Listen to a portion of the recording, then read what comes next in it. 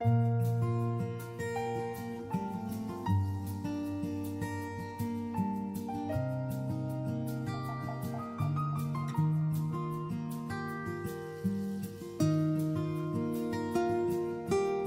el nombre del Padre, y del Hijo, y del Espíritu Santo.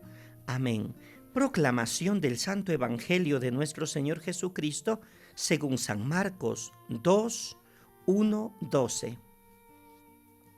Cuando Jesús volvió a Cafarnaúm, corrió la voz de que estaba en casa, y muy pronto se aglomeró tanta gente que ya no había sitio frente a la puerta. Mientras él enseñaba su doctrina, le quisieron presentar a un paralítico que iban cargando entre 4. Pero como no podían acercarse a Jesús por la cantidad de gente, quitaron parte del techo encima de donde estaba Jesús, y por el agujero bajaron el enfermo en una camilla. Viendo Jesús la fe de aquellos hombres, le dijo al paralítico: Hijo, tus pecados te quedan perdonados. Algunos escribas que estaban allí sentados comenzaron a pensar: ¿por qué éste habla así? Eso es una blasfemia.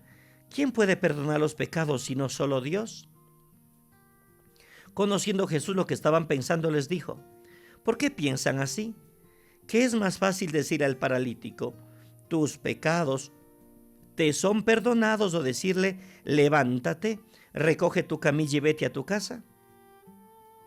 Pues para que sepan que el Hijo del Hombre tiene poder en la tierra para perdonar los pecados, le dijo al paralítico: yo te lo mando, levántate, recoge tu camilla y vete a tu casa.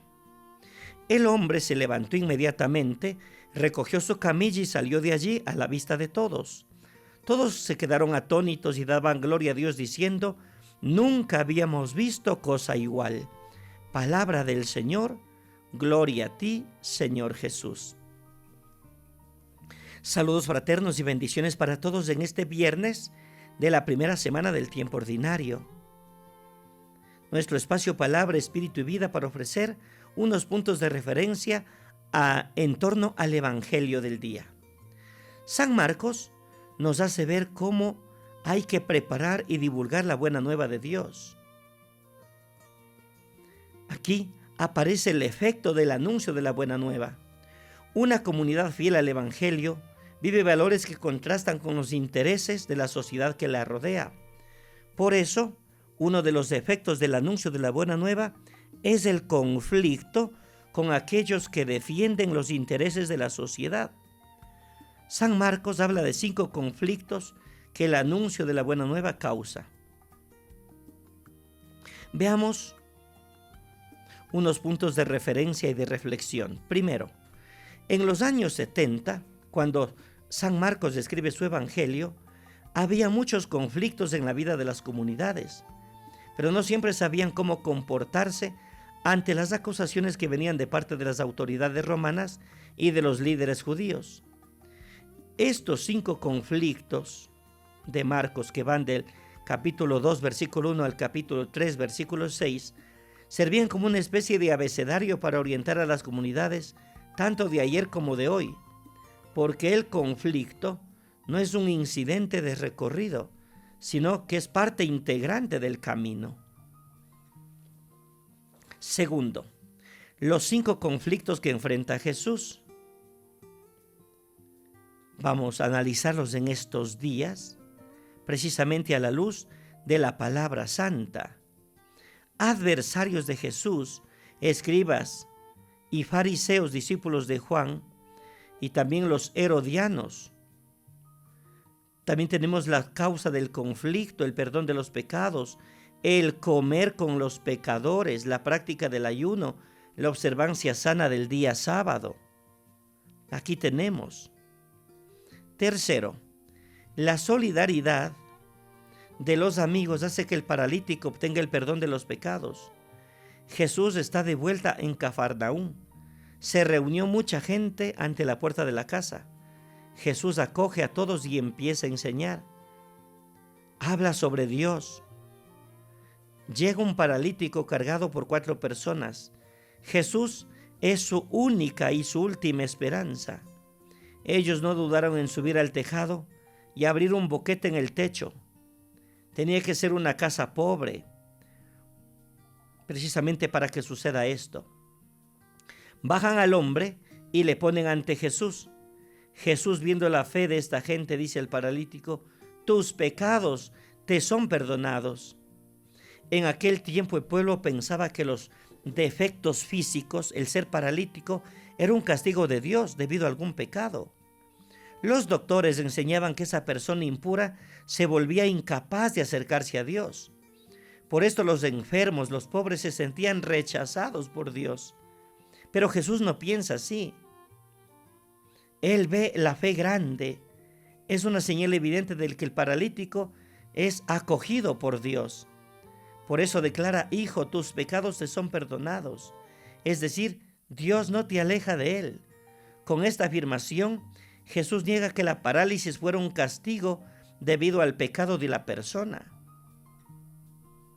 Cuarto, Jesús es acusado de blasfemia por quienes ostentan el poder.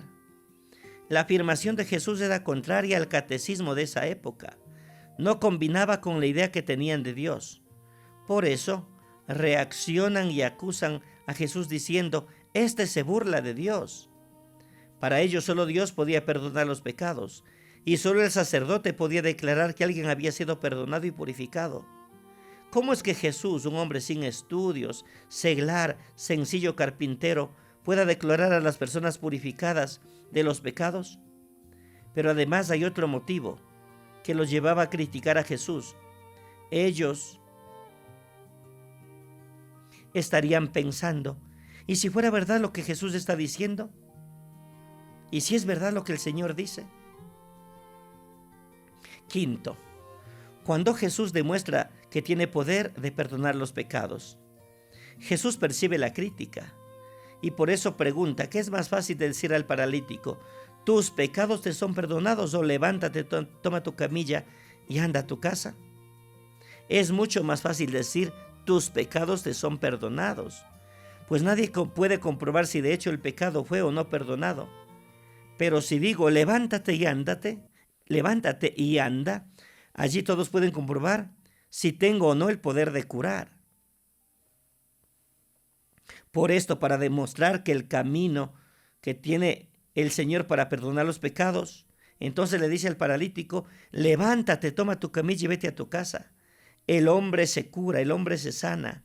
Mediante un milagro, demostró que la parálisis del hombre no era un castigo de Dios, y mostró que la fe de los pobres es una prueba de que Dios los acoge en su amor. Sexto, el mensaje del milagro y la reacción de la gente.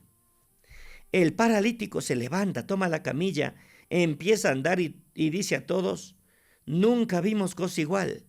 Este milagro reveló tres cosas muy importantes. Primero, las enfermedades de las personas no son un castigo por sus pecados. Segundo, Jesús abre un nuevo camino para llegar hasta Dios. Aquello que el sistema llamaba impureza no era un impedimento para que las personas se acerquen a Dios. Además, el rostro de Dios revelado a través de la actitud de Jesús no es el rostro severo de un Dios lejano, sino al contrario. Dios se acerca, Dios abraza, Dios restaura, Dios recupera. Y por eso los fariseos, los doctores no aceptan, pues para ellos es un Dios lejano, un Dios que castiga. Todo esto nos lleva a pensar cómo nuestro Dios nos espera. Nosotros somos los hijos pródigos que necesitamos retornar a la casa del Padre. El Dios de mis padres tiene que ser el Dios de hoy, el Dios de mañana. Ese Dios sin muchos artilugios. Ese Dios tan cercano, ese Dios tan humilde que viene a levantarnos y a llevarnos a su Hijo Jesús. En el nombre del Padre y del Hijo y del Espíritu Santo. Amén. Bendiciones abundantes para todos. Un feliz día en el nombre del Señor.